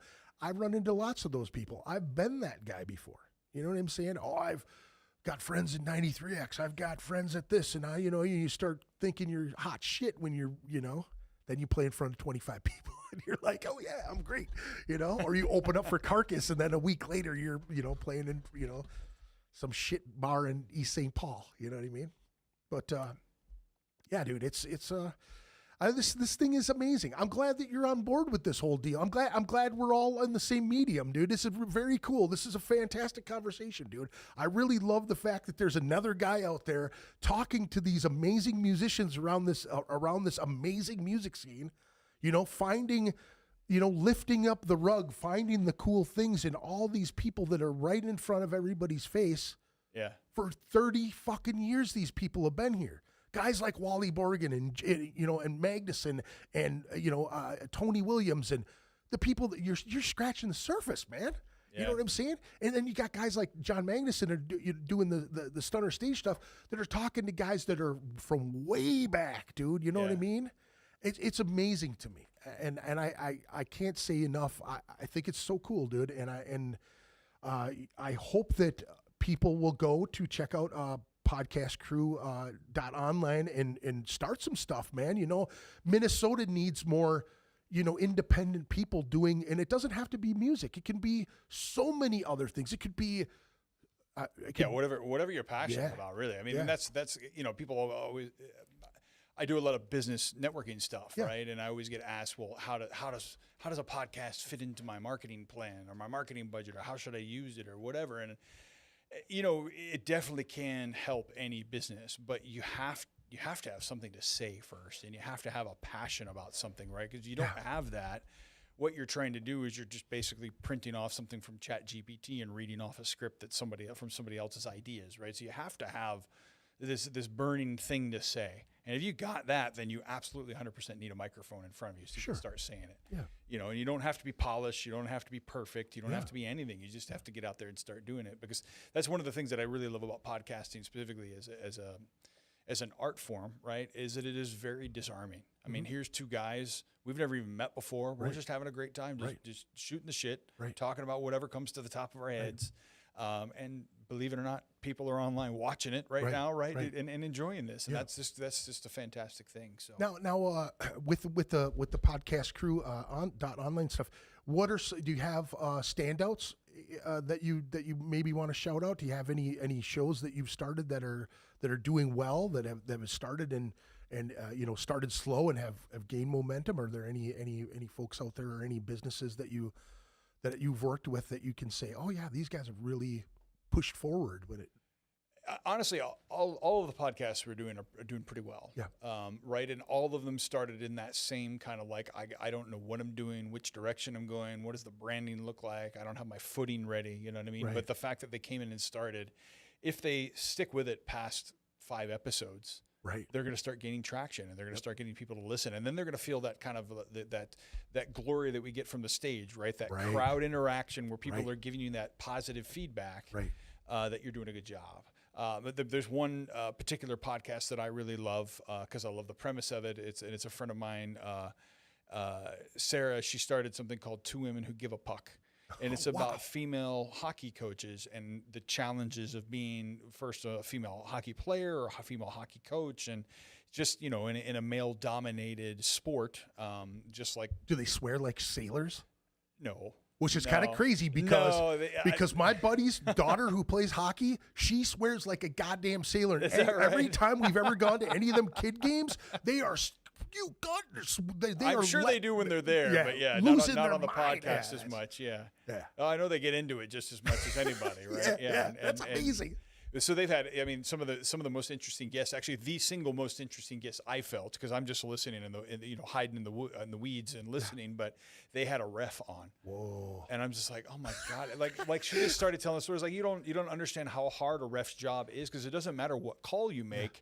There's 2 teams, and you're going to be wrong for one of them, right? And you're going to have angry parents who, 11-year-old Susie's out there, and Susie, did not cause that penalty, and it doesn't matter what you do. So the refs just never, they're like school teachers, right? They just don't get paid enough for all the shit they have to put up with. So. Absolutely, man. I've been one of those parents on the sidelines. Is that right? Oh yeah, dude. We all are, right? There was one guy. There was one kid. Okay, my middle daughter's kind of a bruiser. She can handle herself pretty good, But when she was little playing soccer, she just closed her eyes and right into somebody, and somebody did it to her. And I'm like, hey, come on, man. What's going on here? You're not seeing that? He's like, you got to calm down, sir. I'm like, okay, cool, no problem. And then boom, down goes my daughter again. I'm like, are you serious? And he looks over and he's like, I'm not going to tell you again. I'm not telling you that. What are you going to do? What are you going to do? And these dudes like, get out of here, Yeah, my wife looks at me and she's just shaking her head, and all those other parents are going, tell him. No way you should. It's pretty funny stuff, man. I've been that guy. Yeah, that's it. We're all parents, right? We all, we all love our spawn. Yeah, we got to take care of the spawn. So for sure, man, for sure. Yeah. Now, have you? Well, with the success of the podcast, the Podcastcrew.Online stuff. Now, have you been growing like a lot? People have like, is word of mouth and things like that? Has it been picking up? Yeah, I would say in the last couple of months, it's been picking up quite well for us. Awesome. So it's it's a baby business still, by nature of how business goes. We've only been in business for about just over a year. Okay. So when we started a year ago, it was trying to get our friends, to come in the door and do something. And a couple of them did, you know what I mean? And we got the good support. In just a year, we've got over, I think, like 52 5-star Google reviews. Wow. So everybody that's used our service has been very happy. Very cool, man. The challenge of running a business specifically is kind of figuring out who the right type of client is, like the ideal ICP, ideal customer profile, right? You got to find the people that want your service, that already have the right message, that already have something to say, don't have a platform already to say it in, and they have money, right? Because at the end of the day, we are running a business, and tattoo business shops feeds my family. You know what I mean? Yeah. So we got to get people in who actually are willing to kind of pay us what we want to get paid. And so that finding that ICP has been a challenge for us, because we had to define it, figure out who they are, figure out how we're going to reach them, et cetera, et cetera. And we tried a lot of different tactics in the first year, and some of them stuck. We planted a lot of seeds, and I think some of those seeds now are starting to come to fruition, and we're getting more and more customers coming in. I've just gotten to the point where I had to hire a studio manager because I just started getting too busy. So, and also just to frame it up for the audience, we don't just do podcasting, right? We called it Podcast Crew because I wanted to really capitalize on the growth of podcasting in an industry, but we're also a video production company. Okay. So we do corporate films. We do industrial videos, we do drone stuff, we do animation, et cetera. So we've got quite a swath of things in the video realm that we can do. Now I seen that you did like a mixed martial arts thing too. You were filming some. Correct. Yeah. So we do some live streaming stuff. Yeah. MMA is probably my favorite thing to live stream. Dude. So we take our multicam gear out on the road and do that sort of thing. So, dude, if you ever need a guy to go with you, man, I literally, man, is one of my favorite. I watch fights every weekend. Is that right? It's one of my favorite things on the planet to do. Oh, that's cool. Watch fights. Dude, camera angles. I'm not very good at them myself, but I can see. I would love to just watch the process. Cool. Because, dude, if you ever need an extra guy, man, I'm in. That'd be fantastic. All right, and maybe I'll take you up on it. Yeah, dude, I'd love to see how you do it too. You know what I mean? Like just to have ideas too. Because, again, I'm one guy who started doing this on my own. I didn't have anybody showing me shit. Nobody was guiding me other than YouTube. And you know how it is. Like you could have 5 problems that nobody else on YouTube will ever have. You know. And you're trying to figure out there's so many. I just had this problem the other day. I had a problem that I couldn't find on the internet. I solved it. And then I was like, I really should make a video about that. Right. Because then there's you'll be the guy who solved the problem. Dude, that's what I mean. Honestly, when I did my Stream Deck, when I programmed my Stream Deck, I was looking for something to go with my Canon cameras. And I found one guy that programmed and sold programmed Stream Decks for $2,000, dude. I was like, are you out of your mind? And then I'm looking at it like, how could he do it? Well, how did he do it? And then I find Companion and I find all these other things. And then I'm like, oh, okay. Yeah. And then you figure it out and you're like, oh, I should charge people $2,000 for that shit. Yeah, and that's it. That's the core premise of building a business in the first place, right? Find a problem that people actually have and then solve it for them and then bill them money in exchange. Because there's a lot of people, I'm the same way. Like I don't love mowing my yard. Yeah. I don't love cleaning my house. Right. I do both of them because I have to, but I am also very open to hiring a company to come do it for me. Because when things get super busy, you know what I mean? I can't do everything. You know what I mean? As much as I feel like responsible as an adult that I should be doing my own shit, at some point you have to say, look, there's only so many things that I can do, and my time and energy is more important over in this bucket of things, and I need to hire somebody to mow my yard for me. So, I'm almost back there again. So I look forward to hiring somebody to mow my yard. Yeah. Fantastic, man. That's crazy, man. You're a busy guy. You got a lot of stuff going on, man. It's awesome. Like, again, this is the thing that I'm so like stoked about it. Now, how about cameras? Like, what are you using for your cameras in studio? What are your go-tos? I have Canon C100s that I use. Yeah. So I have 3 of those, and then I have a Canon R6 that I use. If I need to fly it out and shoot 4K or whatever. Right. Shoot on a gimbal, and then I have a Mavic Pro 3 drone that we use, and I love to fly that. I almost don't want to charge my clients because I'm having so much fun. I love flying that thing. Do you get to do that on a regular basis? You take regular it enough? Yeah. I mean, I was just shooting for a customer 2 or 3 days ago in Wisconsin or whatever. But it's not. Yeah, it's funny because the drone stuff seems to be like very like in and out. Like suddenly I'll get 17 drone jobs over the period of 2 months, and then I'll get nothing for the rest of the year. Yeah. Or one small thing. So Mavic's nice and smooth too. That's a really nice drone. That's a good one. It really is. Yeah. And the Pro 3 is they've got exceptional. Is that the one with the heavy glass on it? Didn't they made one with the blast glass on it or some crazy shit? Didn't they? They did the camera itself. They combined with DJI just a couple years ago. I want to say it was before the Mavic 3 was released. Like, I think it has Hasselblad glass. That's it. That's what I'm talking about. That's the one. Okay. Yeah. So I think the 2. I also owned the 2. I think the 2 had Hasselblad as well, but they've certainly upgraded. So I loved the 2 because I had the original. Yeah. And I had even one of the older ones that like you actually had to land yourself because it didn't land for you and shit. But man, the difference from that to the 2 was just so amazing. And then I crashed it once into a lake, and that was the end of the 2. Yeah. And so you got the plan though, right? They were just. I did not. I was able to actually retrieve the drone, but in order for me to send it I didn't have the plan anymore at that point. Like the plan only lasts a certain period of time. I was out of the plan, and it's like 2 years right? To send it to them, it was going to cost me as much as it would to rebuy a Mavic 2. And so I was just like 3. I was just like, babe, I'm going to Best Buy. I'm going to come home with a 3. She's like, okay. Yeah.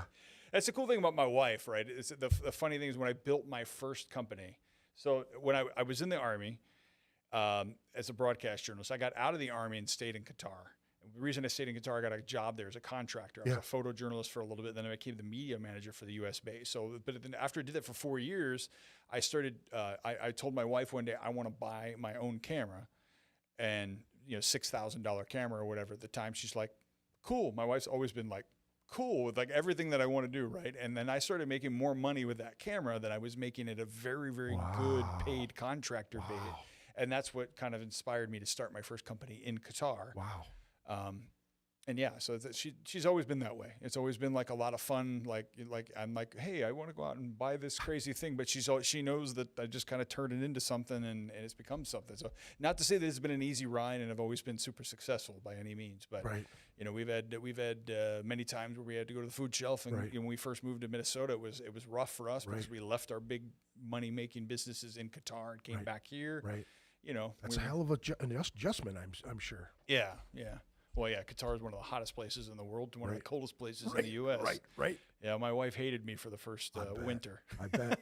And I do not blame her. I bet. Big shout out to the ladies who support like that too. By the way, that is not said enough. And I know it's cliche to say a good guy has a solid woman behind him, and it's the fucking truth, man. Musicians, anybody who's creative, anybody who's a real hustler. Has that silly scheme of doing something cool, and if you don't have somebody saying, yeah, okay, that's cool, to give you the love to open up to be able to do stuff like that. I mean, guys like us will never thrive and survive if we don't have people around us like that. So big ups to the ladies like that. We do love you and appreciate you very much. And I know us musicians who are stuck in our own selfish little gig have a hard time saying that a lot of times, but guys like us who are on the outside of it, thank you very much, because it gives us content for us to talk to these fantastic musicians and podcasters and, so many other things, because women like that are like, okay, babe, you're good. Let's do it, Yeah, and I can say that I want to give her a little bit more love here, right? She has been very supportive of me and all of my crazy ass ideas that I've had for many years and been an underpinning to my success. But when it comes to music, I am definitely living in her shadow. Wow. I'm telling you, my wife is one of the best performers on stage that you will have a chance to see. She's a vocalist, huh? She's a vocalist, and she will knock the place down, man. Wow! And don't take my word for it. Ask anybody else who's seen her, but also come out to this show for Pink Taco if you can make it. Put it up again. Here's the Pink Taco show here at the red carpet. That's next. Tacos for everyone. Yep, tacos for everyone with Seattle Rain. The red carpet in St. Cloud, Saturday, June 13th. Sorry. Again, next weekend, 8:30 doors, $7 in advance, 10 at the door. I believe that's probably 21 plus, right? I would say. I believe so. Yeah, it's a bar. So yes, bar that doesn't sell foods. I think it's all. So it's tacos for everybody. Make sure tacos for everybody. Bring your own. Yeah. Bring your own tacos. There you go. So there's some more details for you if you want to zoom in and check that out. Or you can always go to Pink Taco on Facebook. That's where I found this one, actually. But again, there's the date. Go check those guys out. And you said you also had a show coming up too. Go ahead and pump that one if you said. Yeah, man. So our band Hits and the Misses. So my wife is also the singer of that band. Nice. Hits and the Misses is playing on July 3rd at Max's Social House in Hudson. So, and we're also going to be playing with a band.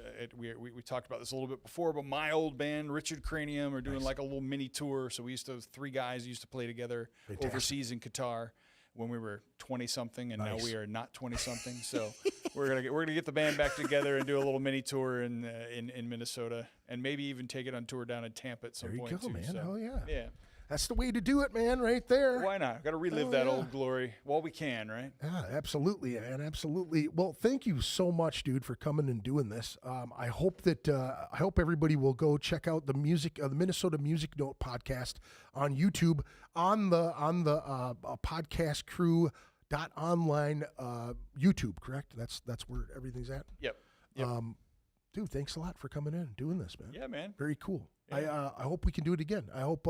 I would love to have you on my podcast, man. We're going to turn the tables a little bit. So yeah, sure, man. Anytime. And something I said to Stunner, and that I'll extend to you. I don't necessarily know more than you do about any of this stuff, but I'm very supportive. So if I can, if I can help you with whatever, you know what I mean. If you got I'm kind of a tech geek. Nice. I love to learn how all this shit plugs together. If you're ever like, hey man, I've been trying to do this, and I'm more than easy to pick up the phone and call. Hell yeah, man. Awesome. Really That's fantastic. I really appreciate that. I'll probably hit you up on that stuff because I really don't have many people that are, I mean, I'm not advanced in the stuff. I mean, I know how to run this particular setup, but I'm always open to learning. You know, that's the thing is I don't have a lot of people around me that, you know, they always say, dress for the job you want, or surround yourself with people that are going to, you know, elevate you and not bring you down. Well, I'm just kind of here floating around in this medium. Like, you know, there's only a handful of podcasters. Here's my thing too, you know, like I had a buddy who started a YouTube channel, you know, he was doing automotive repair. Okay. And his podcast his automotive repair thing went through the roof. He got monetized right away, right? Well, then he was like, well, I'm not doing what I want to do. I want to do music stuff, right? So then he goes and he starts another thing and he gets monetized on that. Doesn't want to do that either. So he just stops. And now he was doing it not just in his basement, you know, made a nice little spot with all of his guitar gear and everything. And all he does is tear down and set up all of his stuff, talk about that gear. And he's almost monetized again. Thing he says to me is, you know, you got to have a specific thing that you do. I said, I do. I talk to all of these other people about all this other stuff. He goes, it's not specific enough for you to get monetized. And that's why he thought I was having issues with it. So I'm pushing at, I've etched my way up to 670 for subscribers. I'm happy with that. Again, I wasn't doing it for money, but it's just kind of one of those things, you wonder how those algorithms work. You wonder how like I had buddies go, you got to do shorts, you got to break them up. Well, I don't do the camera styles. I've got static, tube cameras here. I don't focus enough on the cameras to move them around enough to get different angles. You know what I'm saying? Where do you cut between the cameras? Yeah. Oh yeah. Yeah. Okay. Yeah. But it's, I could be talking and it should be on me when it's pointing on you, just going, you know what I mean? It's just kind of one of those things. You're in the conversation. That's why I like the static 2 cameras where I can have the conversation and enjoy it. If I look over and go, oh, I want to go to use, okay, solo. That's what I just kind of, all right, I'm in the middle of it. I got to stay in the conversation, how it goes, dude. I feel you, man. Well, thank you again for coming and doing the stuff. Thank you to everybody who's tuned into the podcast. If you're watching right now at the very end, I really appreciate you sticking around for the whole thing. If you're tuning in at the very end, make sure you go check out everything that William does. And, make sure I have some of the links in the description as well. Like and subscribe the podcast, man. Go and like and subscribe to William's stuff and support all the band stuff and everything that you're doing, dude. I appreciate you. We got one more tune to play here. What am I doing this last tune other than hearing people hit me up on Facebook? They send me silly shit while I'm doing that. It's always fun. Bling! I don't remember who I have for the last tune. It's right in front of me, isn't it? Yes, I do. Fragged Out. There we go. Fragged Out. These are great guys. They're fantastic dudes, man. Such talented dudes. When I heard this tune, when I heard their music, I was like, these guys are awesome. Hardcore. Yeah. Kind of punky. Good stuff. We'll check this out. Let's take a listen to this tune. Let me make sure I got this set up and ready to go before I do something stupid and not push play. Thank you again, sir. Yeah, appreciate it. Have a good one. Thank you, folks. You guys have a good night. Tune in next week. I think I've got Outlaw Saint in the house. Oh, nice. So Tank and the Crew. Yes, huh? Tank and the Crew. All right, we're gonna take it out. You guys have a good night. Peace out. When there's a will, there's a weapon. You cannot wait the bombs. For death and fear, no recession. They're the only thing left that burns.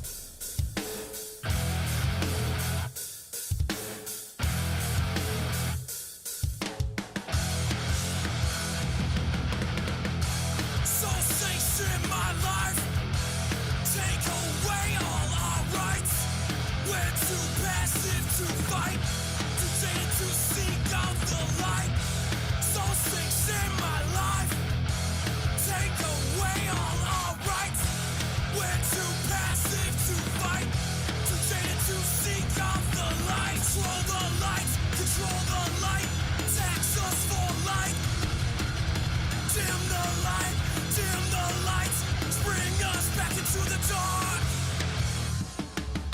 Control the lights, control the light. Tax us for light. Dim the light, dim the light. Bring us back into the dark.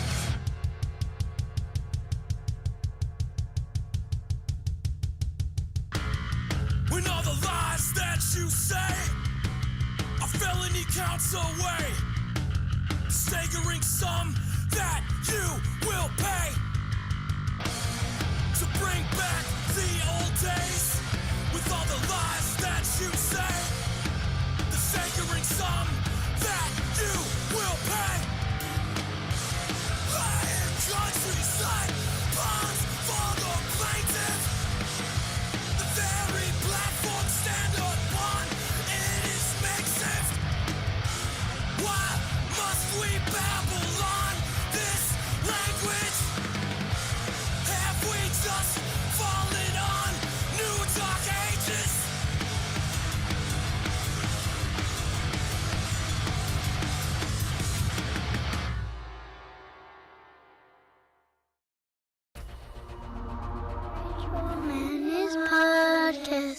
Ritual Madness Podcast. Ritual Madness Podcast.